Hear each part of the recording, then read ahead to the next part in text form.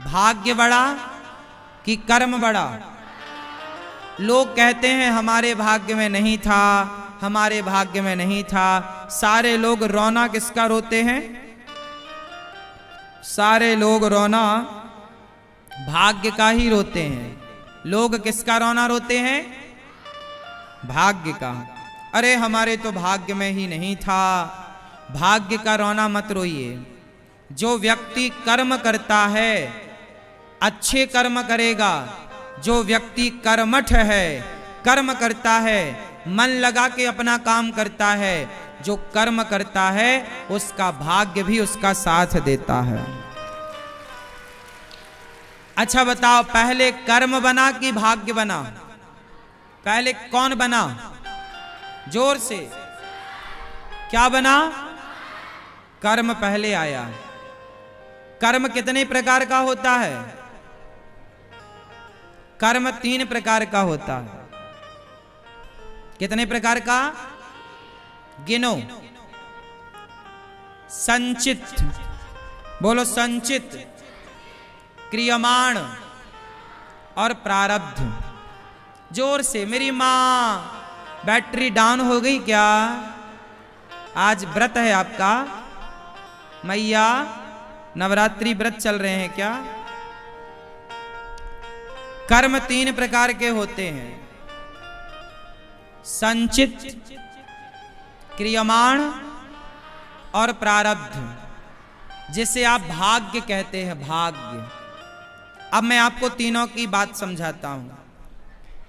कर्म ही, जब आप कर्म करते हो तो जैसे मजदूर मजदूरी करता है तो वो करता है ना, तो वो क्रियमाण हो रहा, क्रिया कर रहा है, तो क्रियमाण कर्म है। वो कौन सा कर्म है?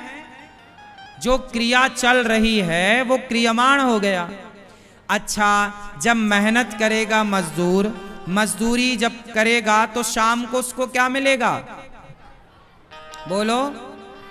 शाम को उसको पैसे मिल जाएंगे जो काम किया है। तो क्रियमाण से, क्रियमाण कर्म से क्या हुआ? संचित। जो आज उसने 8 घंटे मेहनत करी तो 8 घंटे का उसे पैसा मिल गया। 1000 रुपए मिला या 500 मिला या 2000 मिला, जो भी मिला। तो जो पैसे मिले वो संचित हो गए, मतलब इकट्ठे हो गए। हो गए ना? हाँ या ना? जोर से। तो जब आपने काम किया तो आपको उसका क्या मिला? फल। अच्छा, काम करोगे तभी तो पैसा मिलेगा। अब मजदूर मेहनत ना करे, काम ना करे, तो आप उसे मजदूरी दोगे क्या? बैठे बैठे का तो कोई ना देता भैया, काम तो करना ही पड़ता है। तो जब क्रियमाण कर्म होगा तो क्रियमाण ही संचित बन जाएगा, मतलब पैसे मिल गए। अब वो पैसे घर ले गया और उसे जब जरूरत पड़ी तो वो उस पैसे से दाल लेके आ गया, नमक लेके आ गया, आटा लेके आ गया, जीरा लेके आ गया, मिठाई लेके आ गया। तो अब उसको वही जो पैसा था उसे मिल रहा है खाने के रूप में, तो वही है उसका प्रारब्ध। क्या है वो? उसी का नाम है भाग्य। तो आप जब एग्जाम देने जाते हो तो पहले आप लिखते हो, पेपर में, कॉपी में क्या करते हो? लिखते हैं। जब लिखोगे अच्छे से तो फिर आपके नंबर भी अच्छे आएंगे। जब आप अच्छे से कर्म नहीं करोगे, मीन्स अच्छे से नहीं लिखोगे, तो अच्छे नंबर कैसे आएंगे? तो जो आप अच्छे कर्म करते हो तो आपके नंबर अच्छे आते हैं, और उस नंबर के आधार पर आपकी आगे की क्लास तय होती है, आगे का भविष्य तय होता है। वही है आपका भाग्य। जो कर्म करते हैं उस किए गए कर्म से ही हमारे भाग्य का निर्माण होता है। हम अच्छे कर्म करेंगे तो हमारा अच्छा भाग्य बनेगा, हम बुरे कर्म करेंगे हमारा बुरा भाग्य बनेगा। हम नहीं लिखेंगे तो हमारे नंबर 0 आएंगे, हम लिखेंगे तो हमारे नंबर 100 आएंगे। तो हमारे जितना अच्छा कर्म होगा उतने अच्छे नंबर होंगे। उसी तरह आप जितना बढ़िया कर्म करते हैं उतना बढ़िया आपको फल प्राप्त होता है। तो फल कौन सा मिलेगा? कर्मों का फल। बात समझ में आई क्या? तो भाग्य बड़ा कि कर्म बड़ा? जोर से। तो आज से आप लोग भाग्य का रोना मत रोइएगा, अरे हमारे तो भाग्य में ही नहीं था। ये भाग्य का रोना वो लोग रोते हैं जो मन लगा के कर्म नहीं करते, काम नहीं करते। काम करोगे तो भाग्य का रोना नहीं रोना पड़ेगा, भाग्य तो आपका गुलाम बनेगा। भाई भाग्य तो कर्मों के अधीन है ना साहब, हाँ या ना? कोई कर्म ही ना करे तो कौन से भाग्य का निर्माण हो जाएगा? इसलिए कर्म करना जरूरी है। अब आप कह सकते हैं कि महाराज जी, एक बड़े आदमी के घर एक बच्चा पैदा हो गया। एक बच्चा पैदा हुआ करोड़पति के घर, पैदा होते ही सोने के चम्मच में दूध पीता है। उसने तो कोई कर्म नहीं किया, लेकिन पैदा होते ही वो धन्ना सेठ हो गया, बड़ा आदमी हो गया, बड़ी गाड़ियों में चलता है, बड़ी अच्छी जिंदगी जीता है। उसने तो कोई कर्म नहीं किया। हाँ, उसने अभी कोई कर्म नहीं किया, पर पिछले जन्म के कर्म उसके संग थे। आप या तो आज के कर्मों का फल पाओगे, या पिछले जन्म में जो कर लिया है उसका फल आज आपको मिल रहा है। जो कल किया था वो आज मिल रहा है, और जो आज करोगे वो आगे मिलेगा। पूरा सिस्टम कर्मों पर आधारित है।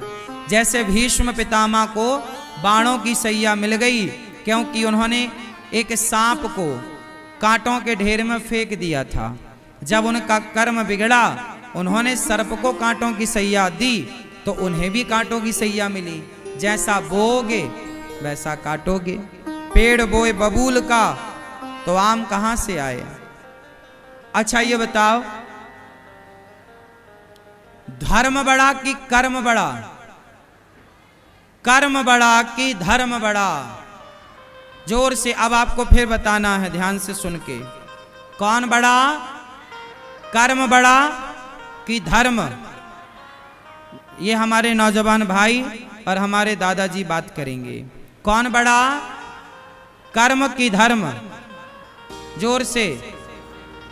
हाँ, कर्म। कर्म बड़ा, इसका कितने लोग समर्थन करते हैं? हाथ उठाओ जो कर्म को बड़ा मानते। कर्म, अब हाथ नीचे करो। धर्म को बड़ा कौन मानता है? जो धर्म को बड़ा मानते हैं। मैया तुमने दोनों में हाथ खड़े कर लिए। क्या बड़ा है, कर्म कि धर्म? क्या बड़ा है?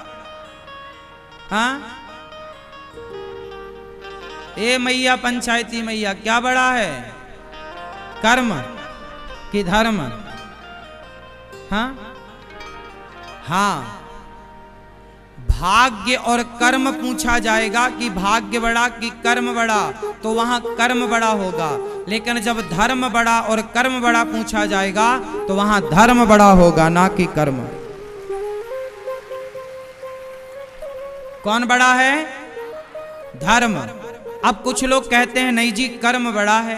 सुनो, कर्म बड़ा नहीं हो सकता। यदि कर्म बड़ा है तो बताओ, रावण ने सीता मां को चुराया, उसने भी कर्म ही तो किया। तो क्या रावण का कर्म बड़ा था, श्रेष्ठ था? उत्तर दो। कर्म तो दुशासन ने भी किया, द्रौपदी के बाल पकड़ के सभा में ले आया और कपड़े उतारने लग गया। कर्म तो ये भी है। तो क्या ये कर्म बड़ा था?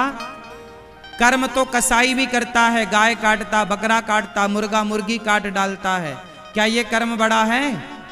कर्म तो शराबी भी करता, बोला मैं जी कर्म कर रहा हूं, शराब पी रहा हूं। तो क्या शराब पीने का कर्म बड़ा है? क्या गाय काटने का कर्म बड़ा है? नहीं। कर्म तब तक बड़ा नहीं होगा जब तक धर्म नहीं जुड़ेगा। कौन सा कर्म बड़ा होगा? धर्म युक्त कर्म बड़ा है। जिस कर्म में धर्म है वो कर्म श्रेष्ठ है, और जिस कर्म में धर्म नहीं है वो कर्म श्रेष्ठ नहीं है। तो कौन बड़ा? हाँ, धर्म युक्त कर्म। तो आप लोग कौन सा कर्म करते हो, धर्म वाला कि अधर्म वाला? सास को गालियां देना ये कर्म सही है कि गलत है? ये गलत कर्म है। इस कर्म में धर्म है? धर्म तो कहता है कि ये मेरी सास नहीं, मेरी माँ है, और अपनी माँ को अपशब्द कहना अधर्म है। जो सदा अपनी माँ का और अपनी सासू माँ का, नारी जात का सम्मान करे, वही धर्म है। तो आप कितनी बहुएं अपनी सास को गालियां देती हैं? सास को उल्टा सीधा आप कह देती हो ना? नहीं, मैया गालियां तो नहीं देती हो ना? कितनी बहुएं सास का सम्मान करती हैं? जो करती हैं वो हाथ उठाएं। सेवा करती हैं आप? सास की सेवा करो। कैसे सेवा करती हैं? सास की तरह कि माता की तरह? ये मेरी माँ है। अभी नवरात्रि चल रही है, सबने माताजी, आपके गली मोहल्ले में माताजी बैठी होंगी ना? आपके आसपास गांव में, मोहल्ले में, कॉलोनी में कौन बैठा है? बोलो, माताजी बैठी है ना? नवरात्रि चल रही है तो गांव गांव, घर घर, गली गली कौन बैठा है? माताजी। मिट्टी की माताजी आप सबने बिठाई है और आपने पूजा पाठ की, अच्छी बात है, बुराई नहीं है। लेकिन मुझे लगता है कि माटी में माताजी को देखना आप बहुत अच्छे हैं। कण कण में ईश्वर को देखने वाले आप हैं। आप मिट्टी की प्रतिमा में माता का दर्शन करें, कोई आश्चर्य नहीं है। आप मिट्टी की प्रतिमा को भोग लगाएं, कोई आश्चर्य नहीं है।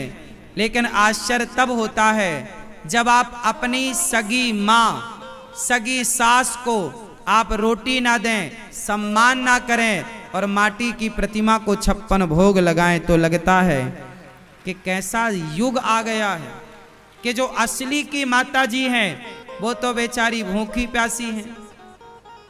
जिस माँ को भोजन चाहिए उसे तो आप सम्मान से भोजन दे नहीं रहे हैं। जिसे दवाई चाहिए उसे तो आप दवाई दे नहीं रहे हैं। जिसे समय चाहिए उसे तो आप समय दे नहीं रहे हैं। अपनी माँ को लाड़ प्यार कर नहीं रहे हैं और माटी की प्रतिमा के सामने बैठ के आप ना जाने किसका ध्यान करते हैं। माटी की प्रतिमा की पूजा करना बुरा नहीं है। हम मूर्ति पूजा करते हैं, हमारे सनातन में है। हम कण कण में देखते हैं ईश्वर को, तो माटी की प्रतिमा में भी देख लेने में कोई हर्ज नहीं है। लेकिन माटी की प्रतिमा में ईश्वर को तब देखो, माटी की प्रतिमा को तब प्रसन्न करो जब तुम्हारी साक्षात माता ना हो।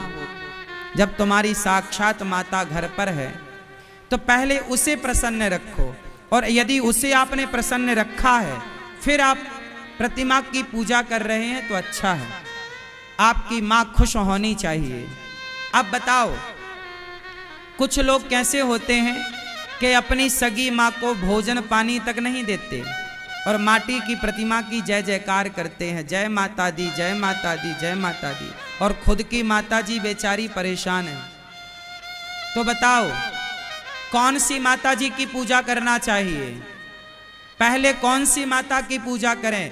जन्म देने वाली माता की या मिट्टी की प्रतिमा की? बोलो। पहले जन्म देने वाली माता की पूजा कर लो। पहले जन्म देने वाली माता को खुश कर लो।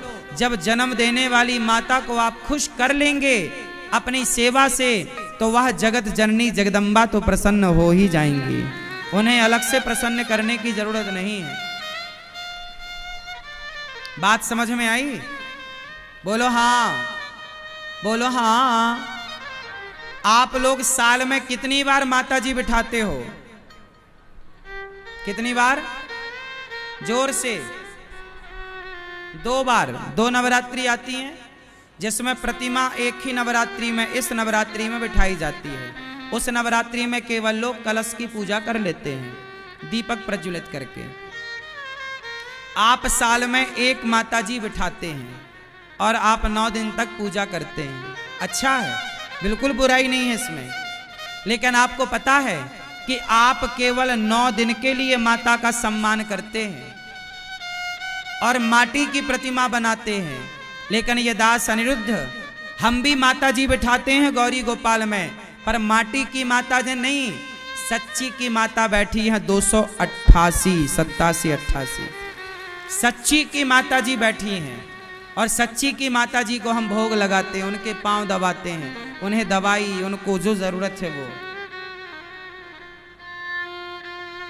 आज हमारा जो भारत है, जो हमारा देश है, आपको पता है बड़े बड़े पांडाल बनाए जाते हैं नवरात्रि में, बिल्कुल बनने चाहिए। हम किसी बात का खंडन नहीं कर रहे हैं, आपको बस यथार्थ समझा रहे हैं। आजकल ना माता जी के पांडाल भी लोग कंपटीशन में बनवाते हैं कि उसका पांडाल ऐसा तो हमारा ऐसा होना चाहिए, उसका भंडारा 1.25 कुंटल का था तो हमारा 2 कुंटल का होना चाहिए। अरे भाई, माता रानी ने ये कब कहा कि तुम कंपटीशन करो? तुम्हें श्रद्धा से पूजा करनी थी, तुम्हें ईर्ष्या नहीं करनी थी। लेकिन आज वह श्रद्धा ईर्ष्या में तब्दील हो गई। किस में तब्दील हो गई? हाँ या ना? वो लोग कहते हैं ये हमारी मोहल्ले की माता जी हैं, हमने इतना पैसा खर्च किया, तो बोलते हो आप कि नहीं जी हम भी करेंगे, और आप उससे बड़ा पांडाल लगाते हो। कंपटीशन चलता है, हाँ या ना? तो क्या आपके इस ईर्ष्या द्वेष की भावना से वह माता रानी प्रसन्न होगी? अरे माता को सच्ची श्रद्धा चाहिए थी, सच्चा भाव चाहिए था, आपका छल कपट नहीं चाहिए था।